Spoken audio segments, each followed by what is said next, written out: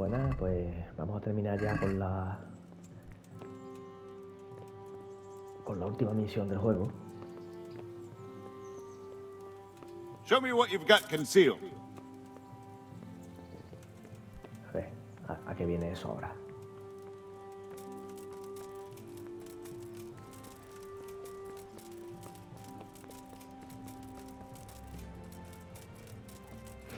Ay, sordo.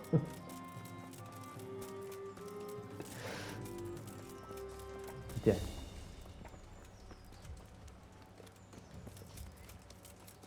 For rooms for your house, for rakes and hoes for your field. What else do you... A ver qué viene ahora, que en nota God bless. me diga que he robado algo. A ver qué viene.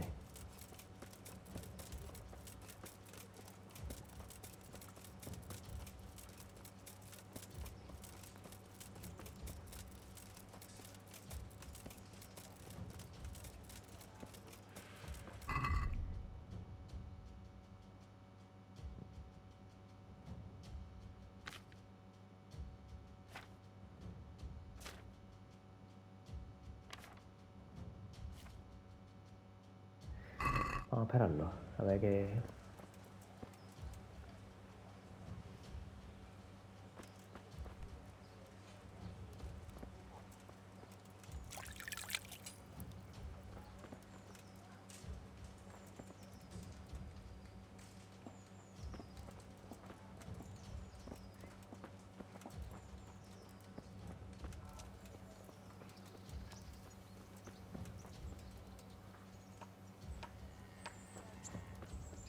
Bueno, no viene.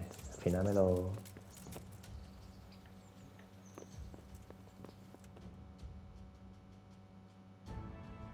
Ah, Hal. Are you going to the meeting with Margrave Jobst as well? I am. What about Istvan? I assume... That we didn't catch him? No. Because if we had, you'd be the first one to know. Have no fear. We'll get him eventually. I hope you're right. Anyway, let's go and see what Jobst wants from us.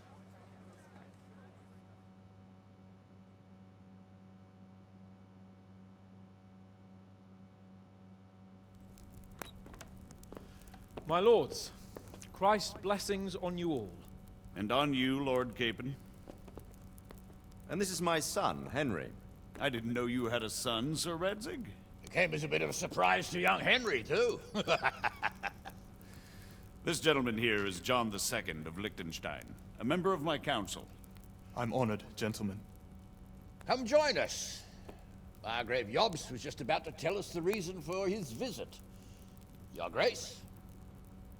I'm sure we're all agreed, Your Graces, that all this unrest must come to an end.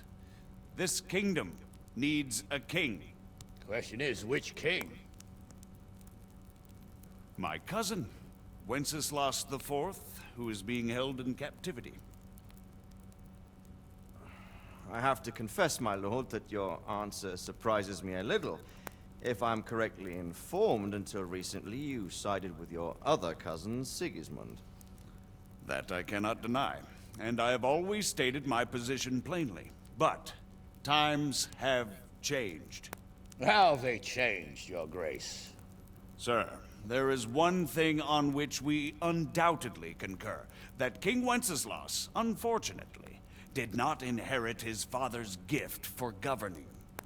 Sadly, his failures have cost Bohemia, the nobles, and our whole Luxembourg family a great deal of money and effort. How did the king let it go so far, damn it? It's in his temperament. He cares only for wine, women, and the hunt.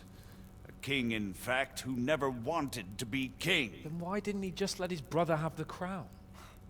Young sir, the crown weighs heavy when there are duties to be performed, but to surrender it means giving up great privileges too.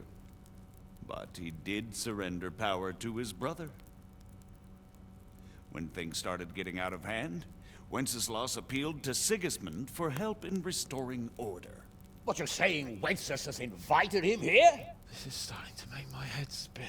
Actually, it makes sense when you think about it. Sigismund wanted to re-establish the power of the whole House of Luxembourg.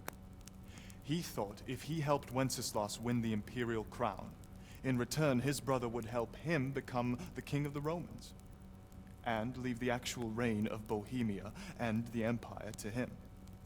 Sigismund would govern, while Wenceslas could carry on doing what he was best at, enjoying the life of the imperial court. Why wasn't Wenceslas crowned Holy Roman Emperor long ago? He was already elected king of the Romans. All he had to do was go and let the Pope put the damn imperial crown on his head. Who knows? Maybe he'd prefer hunting and consorting with bathhouse wenches to spending time with the Pope. Well, so would I must admit.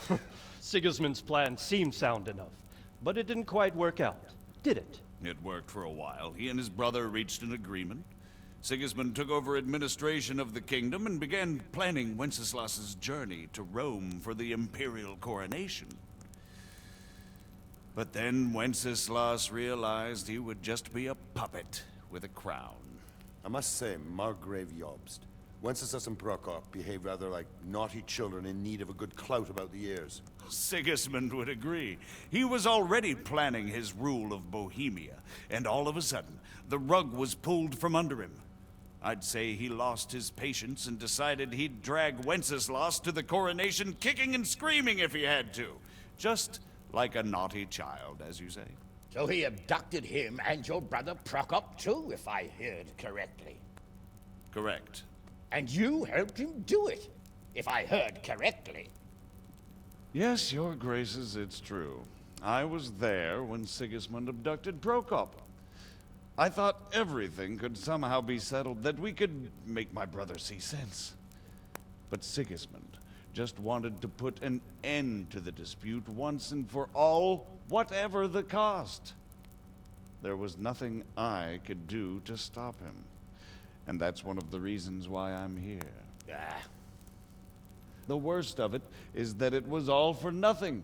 Instead of putting a stop to the revolt, it escalated it, and the result is this chaos we have today. That's true enough, sir. But I must admit now, I'm not sure what your position is. The king is incompetent, but we must protect him? The simple truth, gentlemen, is that for all of Wenceslas's faults, we have no one else. So we'll have to make do with his idleness. People like him, though. But what can we do now? Sigismund has the League of Lords behind him. Otto von Bergolf, Heinrich von Rosenberg. The situation has gotten completely out of control. Now even the nobles of the League of Lords are realizing that Sigismund wasn't the right choice. So now Bergolf is on your side. Are we to assemble an army together with him and face Sigismund on the field of battle? We're not in Hungary now. Such affairs may be settled elegantly, without unnecessary hostilities or expenses. I have negotiated an alliance with the Hungarian bishops, the Polish, and of course the Czech nobility, against Sigismund. Every day he is losing the ground under his feet, and that's why I need your help too. What kind of help, though? Sigismund has a massive army, and Rosenberg, Berghof, and Prague are behind him. Do you have an army you could face him with? But that's not what I mean at all. There's been a revolt against Sigismund in Hungary, partly due to my efforts, and now he'll have to choose whether he wants to gain the Bohemian crown, which is a very risky enterprise, or hold on to the Hungarian one. He can't have both. And there's a tough struggle awaiting him in Hungary. I'm not sure he'll win, and Rosenberg and Berghof know it too. They're not stupid. If the Bohemian nobility stands together, they will turn. We are men of little consequence, Margrave.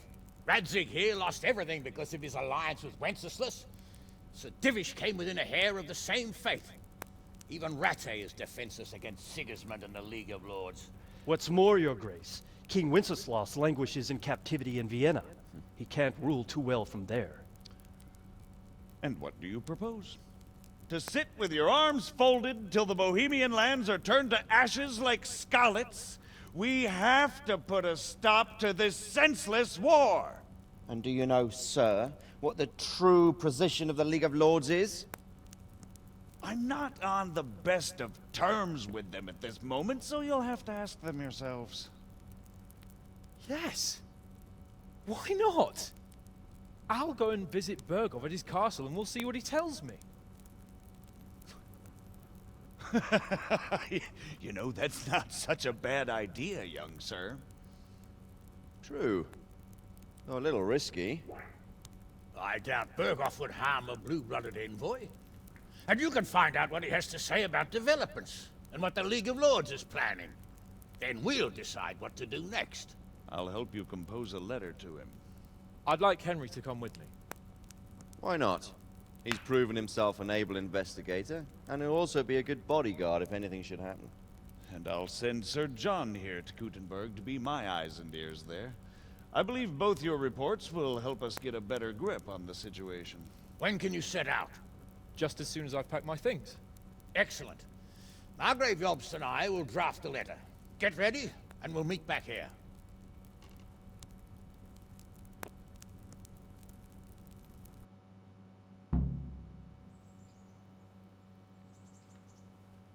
I expect it would be best to write it in your name as Lord of Lipa. Quite so, Margrave. What exactly am I to write? Oh, what isn't really the issue? The question is how. We need to learn where they stand on liberating the... So, it looks like you're off on a mission. Yes. I can't wait. I don't want to dampen your spirits, my boy, but watch out. These are evil times, and who knows what can happen along the way. Not to mention that Bergov is no saint. Don't worry. I know. You've shown you can fend for yourself, but do take care. You'll be traveling as Lord Capon's bodyguard. You'll be there to make sure nothing untoward happens to him. Keep your eyes peeled and your ears wide open. What Bergov tells you is one thing, but what you see may be quite another. Rest assured, Father. And don't get embroiled in anything else. Just hand over the letter, hear out his reply, and return. Yes.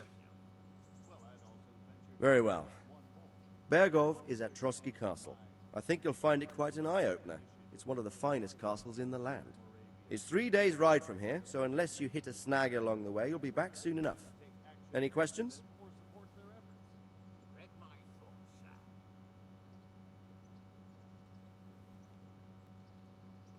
I'm getting a bit lost in the Luxembourg lineage. It all seems a bit too tangled. The Luxembourgs have ruled the Empire and Bohemia for almost 100 years now. Emperor Charles brought this land to prominence. When he was in power, things had never been so good. Wenceslas and Sigismund are his sons, but by different mothers. Jobst and Prokop are their cousins. They were entrusted with governing Moravia. But instead, they've been in a bitter armed feud for years, and now Sigismund's fallen out with Wenceslas.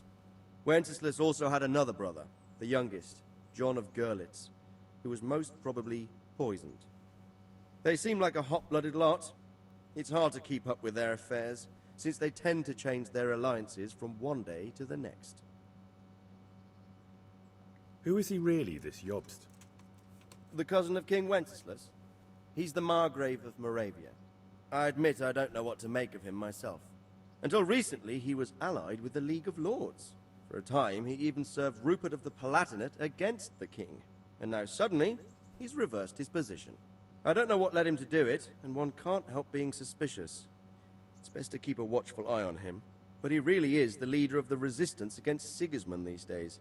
We'll just have to see how it all turns out. I'm a bit concerned so many people seem to think so little of King Wenceslas. You knew him, didn't you? What's he really like? Well, there's no straightforward answer to that question. He certainly makes a great hunting and drinking companion, but he can be very fiery and impetuous when things don't go how he'd like them. He never had much of a head for high office. He finds it tiresome. But once a man's grasped the scepter, it's hard to let it go again. You can't just abscond. You've seen for yourself what happens when he disappears for a few months. Better a bad but legitimate king than a bloody war over the throne. Who is this Prokop that Job spoke of? Jobst's brother, the king's cousin. He and Jobst warred over Moravian supremacy for years. Then, they were allies for a while, betrayed Wenceslas and sided with Rupert of the Palatinate.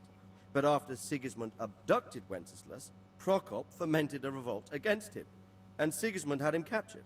Politics. Make of it what you will. I, for one, can't make head or tail of it most of the time. The League of Lords and that Berghoff we're off to see. Who are they exactly? The lords of the powerful houses. Heinrich of Rosenberg, Otto of Berghoff, Heinrich of Radetz, and others. They're unhappy with the way their influence declined after Wenceslas surrounded himself with the lesser orders of nobility. They abducted the king years ago and made him bow to their will. They got away with it that time, and now they've joined forces with Sigismund and done it again. But now it seems that Sigismund's behavior is starting to rub them up the wrong way, so they may well be thinking twice. We'll see what Berghoff has to say. I don't know all that much about Sigismund. He's the king's younger brother and king of Hungary in his own right. 7 years ago, he led a crusade against the Turks and was defeated at Nicopolis. Some say it was due to the recklessness of the French knights, most of whom were mercilessly slaughtered. Sigismund is ambitious and capable. He might well make a better ruler than Wenceslas, but he's arrogant, and to our misfortune, brutal. Not long ago, he himself was held captive by the Hungarian nobility. They dislike him as much as some of the Czech and German noblemen do his brother Wenceslas. Ironically, Wenceslas joined forces with Jobst to liberate him. And now this is how Sigismund repays his brother. There's no doubt about it, God does move in mysterious ways. Rupert of the Palatinate. That's a name I hadn't heard before today. Rupert is the Prince-Elector of the Palatinate. What's a Prince-Elector? The Prince-Electors are dignitaries of the Holy Roman Empire who have the right to elect the King of the Romans, who would then be crowned Holy Roman Emperor by the Pope. Rupert took the title for himself with the help of 3 other Prince-Electors, even though Wenceslas had already been appointed. Some of the nobility in the empire recognized Rupert's claim, but when he went to Rome to be crowned emperor, it turned into a fiasco. Now he's doing his utmost to get Wenceslas to acknowledge him, but so far without success. So, now we have 2 kings of the Romans. Jobst sided with Sigismund for a while, but now he's switched allegiance. He seems to do that quite a lot. That young man, Sir John of Liechtenstein. Why is he here? The Liechtensteins are a powerful Austrian family with estates in Austria and Moravia. Sir John sits on Jobst's council. Since the king's being held captive in Vienna, I suppose it makes sense to have a powerful Austrian house as allies. It could be very useful. That's about all. Very well. Take the letter from Sir Hanush. And good luck, son. Bueno, hemos hablado un montón con el padre y ya pues cogemos la carta y ya está. I believe we have written it well, gentlemen. Without a doubt. No one could deduce from this whether we are Sigismund's allies or foes. I must travel back to Brno now, but soon I will go to Brandenburg and I will stop here on the way back. By then, Sir Capon should be back and we can discuss how to proceed. Right. Before you leave, my lord, there is one thing that gives me no rest. Why did Sigismund come as a foe? It makes no sense. If I may, sir, I think I can explain.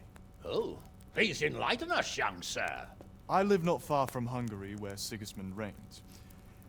It is a savage country, and the constant war with the Turks has hardened the people. They need a monarch with an iron hand. So when Sigismund felt the wind of revolt, he reacted as he would at home. Only what works on the Hungarian nobles does not work here in Bohemia. Bringing order is one thing, but slaughtering and pillaging with a horde of barbarians quite another. What purpose does that serve? But Sigismund did give the Bohemian nobles a chance to take his side. It was only when they refused his ultimatum that he lost patience and took to the sword. As for the barbarians, he could afford nothing better. The Hungarian nobility would gain nothing from joining his campaign in Bohemia.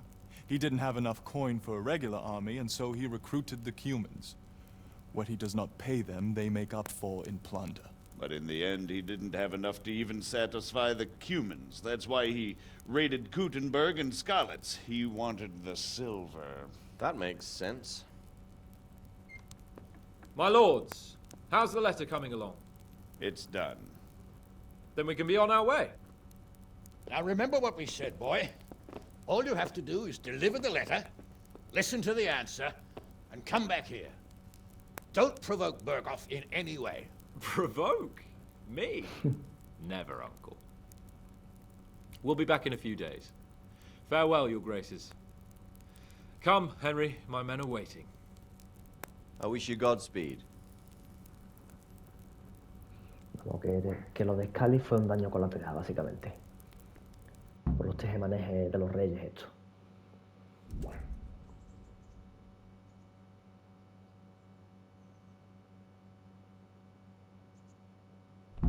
Hey, now, Hal. you! My men are mustered Don't in the move a courtyard. muscle! We can get going. Come and get it. Enough! Espérate, porque... Got you! You should have thought.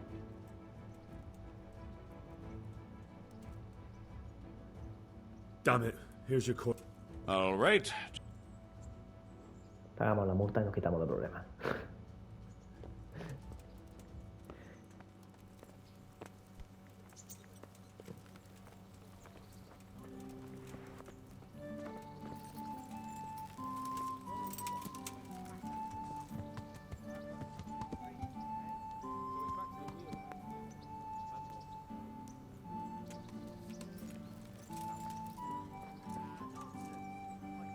So, can we set off now, Henry?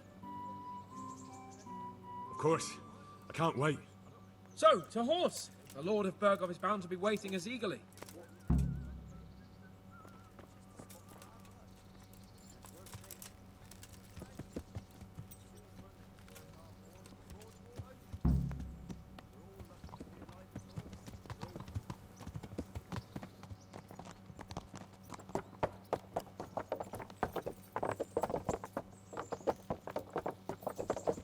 Ahora vais hablando por el camino.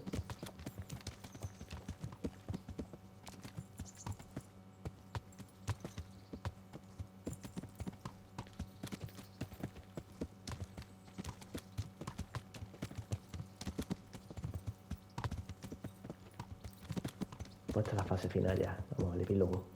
So, how is life as a high-born bastard? I'm getting used to it. What about Rudzig? Has he accounted for not owning up to you the whole time? He explained it. All will be well, I think. Glad to hear it. It's far more acceptable for a nobleman to befriend a noble bastard than a blacksmith's son. Mind you, don't come to blows with a blacksmith, my young lord.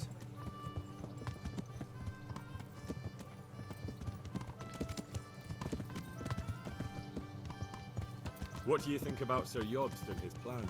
Well, I admit all the scheming has me a little lost.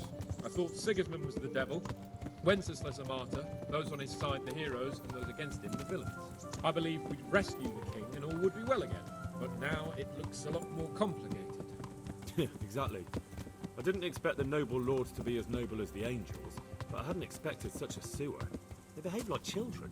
I can't fathom how after all this backstabbing they're somehow still on speaking terms. I don't know either.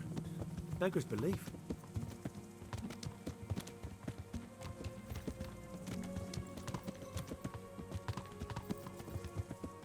Did you know that King Wenceslas is such a... Feckless drunkard? Not really. And to be honest, I'm not sure I wanted to know. I slept better believing my fate was watched over by a wise and powerful monarch. So did I. What a dismal world when you can't keep trust in your own king. On the other hand, times were better with him here than with him gone. Isn't that the truth?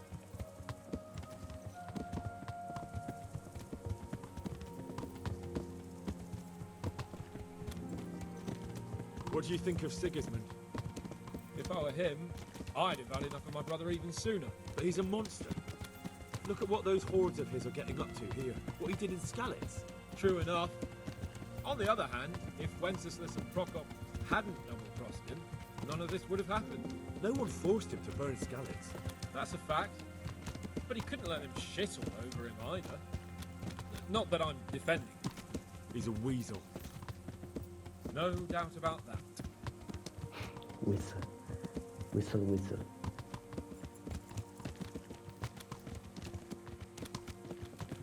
Do you know anything about Prokop? Sir Hanush could tell you a thing or two about him. Why?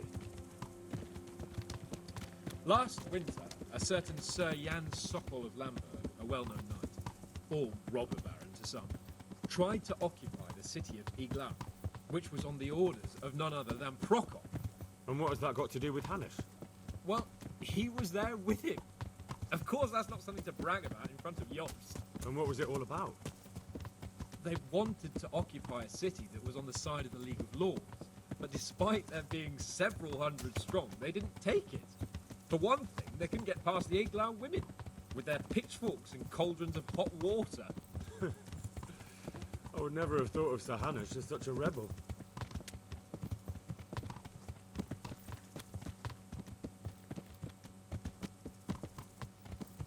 And have you heard anything about Rupert of the Palatinate? A little. He can't manage even to wrest power from a king who doesn't much care for ruling and isn't fighting back. That doesn't seem like a man who has what it takes to rule. And that's all I need to know.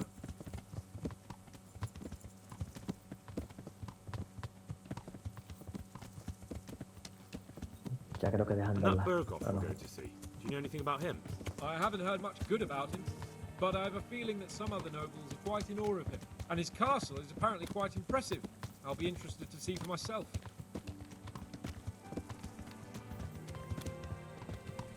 Llega un momento que dejan de hablar. And what about the League of Lords? Wealthy, pompous. The king doesn't seem to like them much. He's chosen to let the lesser ranks of the nobility into his circle, men like your father. I admit I don't blame him one bit. But the lords weren't happy about their lost influence, so they put their foot down. If I were Wenceslas, I'd have let them hang after they abducted me the first time. But he gave them seats at the provincial council? Little wonder they're back at their old tricks. Son Neowolf, creo, ¿no?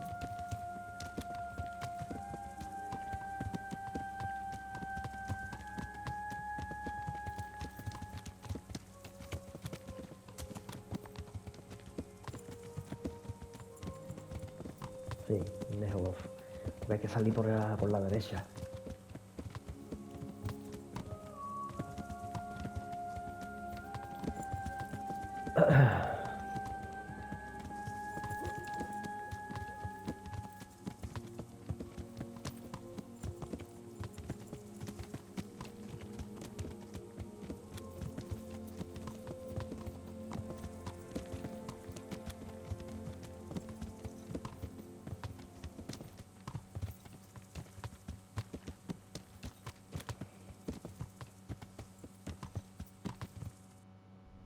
No, hay que llegar hasta aquí.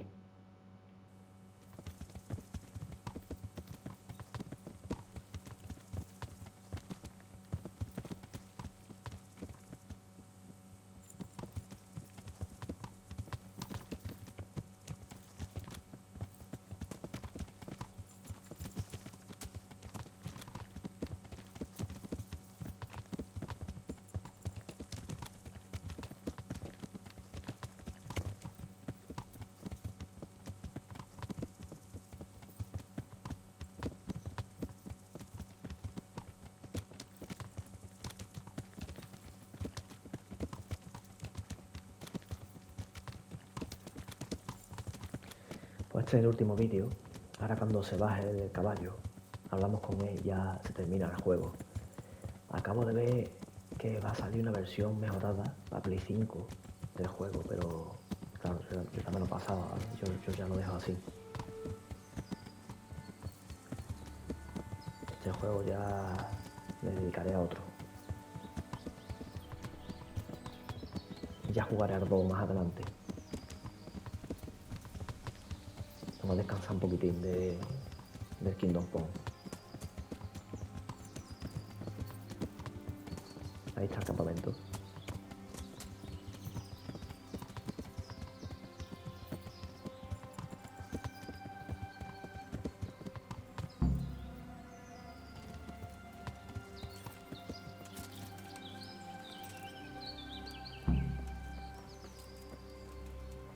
vas a 10 metros antes.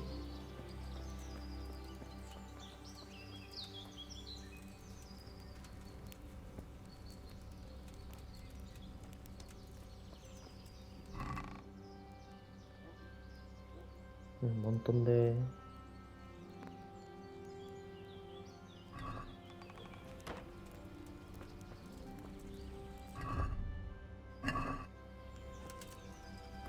Pues nada, vamos a hablar con él. How about it, Henry? Can we go? Are you ready for this? Of course. At last I'll get to see more of the country and have a bit of an outing. Quite.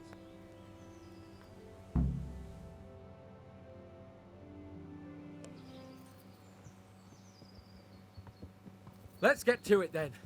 I finally have the feeling we're doing something worthwhile. We're helping to save the king. Instead of saving his drunken majesty, I'd rather find that whoreson who murdered my parents, get the sword back from him, and skewer him with it. Cheer up, Henry. I have a feeling you'll get your chance one day, and it won't be long in coming. Forward, men! Audentes fortuna juvat!